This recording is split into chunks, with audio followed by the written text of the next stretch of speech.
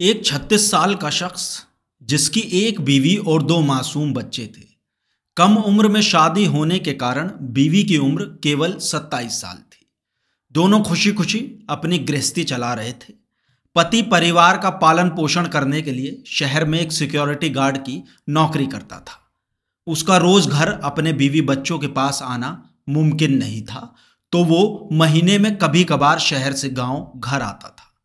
वहीं बीवी बच्चों की देखभाल के लिए वो पास के एक मुस्लिम दोस्त को ये जिम्मेदारी देकर जाता कि उसकी गैर मौजूदगी में वो उसके बीवी बच्चों का ख्याल रखे। और ऐसा ही होता भी है। जब भी उस शख्स के बीवी बच्चों को किसी भी तरह की ज़रूरत होती तो वो हर ज़रूरत को पूरी करने में मदद करता और उसका घर आना जाना भी होने लगा था। दूसरी तरफ शहर में पति अपनी जॉब करता और बीवी बच्चे गांव में रहते।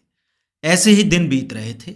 जवानी के इस दौर में पति की गैर मौजूदगी पत्नी को अब तड़पाने लगी थी। अब उसे पति की ज़रूरत महसूस होती, लेकिन उसका पति उसके पास नहीं था। वहीं पति के दोस्त का घर आना जाना बढ़ने लगा था और पत्नी और दोस्त के बीच बातचीत भी होने लगती है। पति के दोस्त और पत्नी के बीच की सारी सीमाएं अब खत्म हो जाती हैं और जो दोस्त घर की बाकी ज़रूरतों को पूरा कर रहा था, अब वही दोस्त की पत्नी की ज़रूरतों को पूरा करने लगा था। उधर बेखबर पति शहर में गार्ड की नौकरी कर रहा था, लेकिन उसे क्या पता था कि दूसरे की सिक्योरिटी करते करते कोई उसके घर की इज्जत में सेंध लगा रहा है। लेकिन जब ये बात पति को पता चलती है, वो पत्नी और दोस्त को समझाने की कोशिश करता है, लेकिन दोस्त के प्यार में पागल पत्नी अपने ही पति को रास्ते से हटाने के लिए प्रेमी के साथ मिलकर रच देती है एक ऐसी साजिश जो आपको हिला कर रख देगी। ये सच्ची कहानी उत्तर प्रदेश के जिला कानपुर की है। यहाँ की हनुमंत विहार कॉलोनी में रविकांत पांडे उर्फ नितिन का परिवार रहता था। परिवार में 27 साल की पत्नी प्रियंका पांडे और दो बच्चे चुन्नू और मुन्नू होते हैं। हंसता खेलता परिवार था। पति पत्नी एक दूसरे के साथ बेहद खुश थे। शादी को 7 साल हो गए थे, मगर नितिन का प्यार पत्नी के लिए कम नहीं हुआ था। नितिन गुजरात के सूरत में सिक्योरिटी गार्ड की नौकरी करता, लेकिन जब भी घर आता तो पत्नी और बच्चों के लिए ढेर सारा सामान लाता। कुल मिलाकर सब ठीक ठाक ही चल रहा था। 1 सितंबर 2023 की बात है। नितिन अपने परिवार के साथ माता पिता से मिलने उनके घर गया था।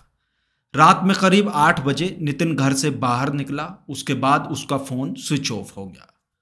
माता पिता ने कोशिश की, लेकिन उसका फ़ोन नहीं लग रहा था, जिसके बाद उसकी मां ने बेटे की गुमशुदगी की रिपोर्ट थाना नौबस्ता में दर्ज करा दी और पुलिस मामले की जांच में जुट जाती है।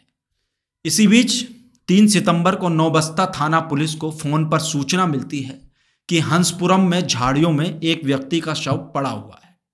सूचना पर ADCP south Ankit Sharma, ADCP Naubasta अभिषेक पांडे और नौबस्ता थाने की पुलिस मौके पर पहुंचती है तो एक युवक के खून से लथपथ लाश मिलती है, जिसका गला रेता गया था। शरीर पर चोट के कई गंभीर निशान थे। पुलिस जांच पड़ताल में जुट जाती है।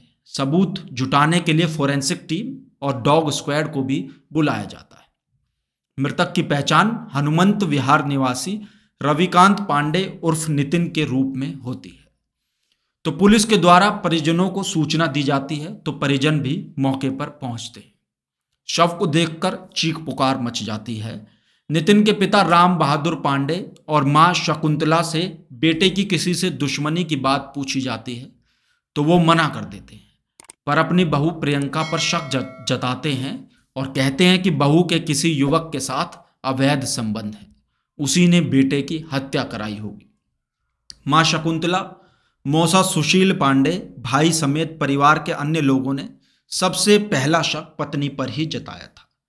परिवार के लोगों ने पुलिस को बताया कि प्रियंका के अपने पति के दोस्त अनस समेत कई लोगों से संबंध है। इसी के चलते वो सास ससुर से अलग किराए के घर में रहती है। नितिन के माता पिता ने बताया कि नितिन और प्रियंका की शादी साल 2016 में हुई थी। बेटा नितिन राजकोट में प्राइवेट कंपनी में सिक्योरिटी गार्ड की नौकरी करता था।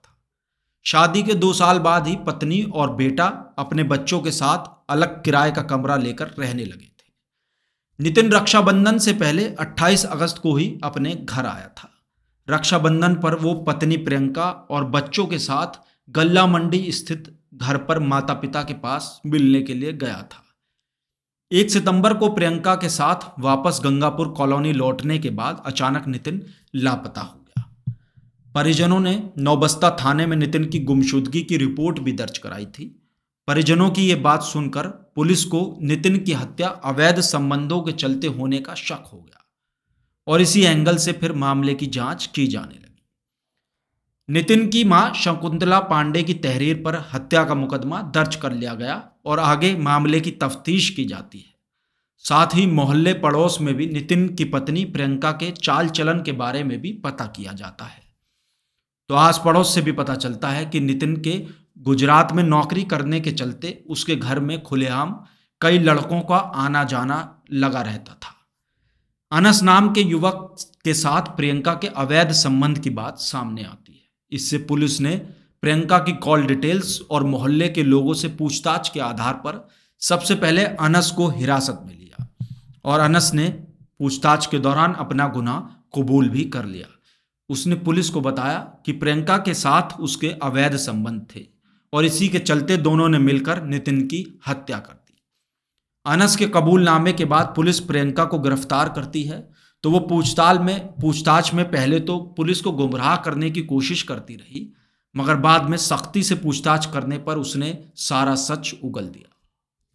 प्रियंका ने बताया कि मछरिया बरकाती मस्जिद के पास रहने वाले पति के दोस्त अनस हाशमी से घर आने जाने के दौरान उसकी नज़दीकी बढ़ गई। पति गुजरात से आया था, जिसके बाद उसे लगने लगा था कि वो अब आसानी से प्रेमी अनस से नहीं मिल पाएगी। पति के गुजरात में नौकरी करने के चलते अनस का घर में आना जाना लगा रहता था और इसी बीच इन दोनों के अवैध संबंध हो गए थे। मोहल्ले के लोगों ने नितिन को इस बात की जानकारी दी तो नितिन ने इस बात का पत्नी और दोस्त से विरोध किया। इसके साथ ही अनस का घर आना जाना भी बंद करा दिया। 1 सितंबर को अनस साजिश के तहत नितिन को शराब पिलाने के बहाने अपने साथ ले गया। दोनों ने जमकर शराब पी और हंसपुरम नहर किनारे झाड़ियों के पास टॉयलेट करने के लिए रुका और इसी दौरान नितिन की गर्दन दबा दी और फिर सर्जिकल ब्लेड मारकर उसकी हत्या कर दी। इसके बाद खून से लथपथ शव को झाड़ियों में छिपाकर वो मौके से भाग निकला था। पूछताछ के दौरान अनस और उसकी प्रेमिका प्रियंका ने बताया कि हत्याकांड के बाद अनस सीधे उसके घर पहुंचा था। पुलिस के अनुसार हत्या करने के बाद खून से सनी हालत में अनस प्रियंका से मिलने पहुंचा। वहां हाथ पकड़ने के दौरान प्रियंका के हाथों में भी उसके ही पति का खून लग गया था। दोनों ने हाथ मुंह धोकर ये खून साफ कर लिया। फिर करीब 10:30 बजे प्रियंका ने नितिन के परिजनों को पति की गुमशुदगी की सूचना दी। हत्या को अंजाम देने के बाद प्रेमी अनस और प्रियंका ने हत्याकांड का रात भर जश्न मनाया। अनस अपने घर जाने के बजाय प्रियंका के घर ही रुका था। दोनों को लग रहा था कि अब उनके बीच कोई नहीं आएगा, लेकिन कानपुर पुलिस ने 24 घंटे के भीतर ही इस हत्याकांड का खुलासा कर दिया। नितिन की पत्नी प्रियंका और उसके प्रेमी अनस ने अपना गुनाह कबूल कर लिया है। पुलिस ने पत्नी प्रियंका और उसके प्रेमी को गिरफ्तार कर जेल भी भेज दिया है। प्रेमी अनस के पास से नितिन का मोबाइल और हत्या में इस्तेमाल किया गया सर्जिकल ब्लेड भी बरामद कर लिया गया है। आपकी इस खबर पर क्या राय है, आप हमें कमेंट करके बता सकते हैं और आगे भी क्राइम की ऐसी कहानियों के लिए हमारे चैनल खबर की खबर को सब्सक्राइब कर लें और हाँ, दोस्तों के साथ शेयर करना ना भूलें।